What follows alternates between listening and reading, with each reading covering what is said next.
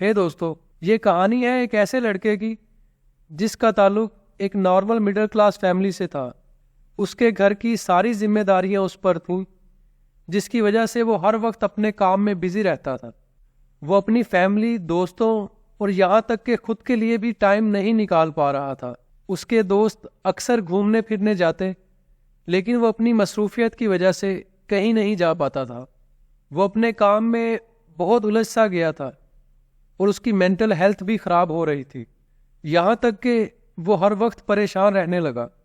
एक दिन वो एक बुज़ुर्ग बाबा के पास गया और उनको अपनी सारी रूटीन बताता है कि मैं बहुत परेशान रहने लगा हूँ, खुद को टाइम नहीं दे पा रहा। जब भी खुद के लिए टाइम निकालने का सोचता हूँ तो मुझे अपनी जिम्मेदारियाँ याद आ जाती हैं। मैं मेंटली बहुत डिस्टर्ब हूँ। अब आप ही मुझे कोई रास्ता बताएं कि मैं क्या करूँ। वो बुजुर्ग बाबा उस लड़के को कल नदी पर आने का कहते हैं। लड़का कल जब नदी पर जाता है तो देखता है कि वो बुजुर्ग बाबा पहले से ही उस नदी पर उसका इंतज़ार कर रहे हैं। लड़का पूछता है कि बताए बाबा, अब मुझे क्या करना होगा।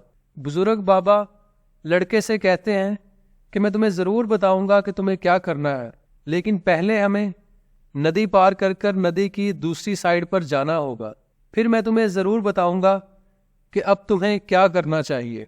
लड़के ने कहा कि चलें फिर हम नदी पार करके दूसरी तरफ जाते हैं।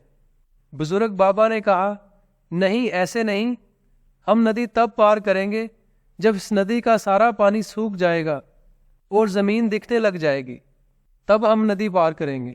लड़का बड़ी हैरत से बुजुर्ग बाबा की तरफ देखते हुए कहता है कि आप ये क्या बोल रहे हैं कि हम नदी खुश्क होने का इंतज़ार करेंगे तब हम दूसरी तरफ जाएंगे?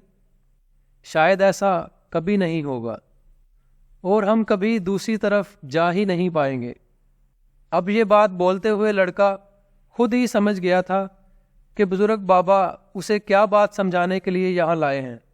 बुजुर्ग बाबा ने उसकी तरफ देखा और मुस्कुराते हुए कहा कि यही बात मैं तुम्हें समझाना चाहता हूँ कि तुम भी यही सोच रहे हो कि जब मेरी सारी जिम्मेदारियाँ ख़त्म हो जाएंगी तब ही मैं अपनी ज़िंदगी को एंजॉय करूँगा, तब मैं अपने आप को टाइम दूँगा। तो ऐसा कभी नहीं हो सकता, क्योंकि जिम्मेदारियाँ कभी ख़त्म नहीं हो सकती। दोस्तों, याद रखिएगा, कोई अमीर है या गरीब, हर किसी की अपनी अपनी जिम्मेदारियाँ हैं, अपनी अपनी मसरूफियात हैं जो कभी ख़त्म होने का नाम ही नहीं लेती। दोस्तों, हम सब इस दुनिया में बहुत थोड़े से टाइम के लिए आए हैं और वक्त बहुत तेज़ी से गुजर रहा है। सो इस छोटी सी ज़िंदगी को हर लम्हा एंजॉय करें, खुश रहें और खुशियाँ बांटें।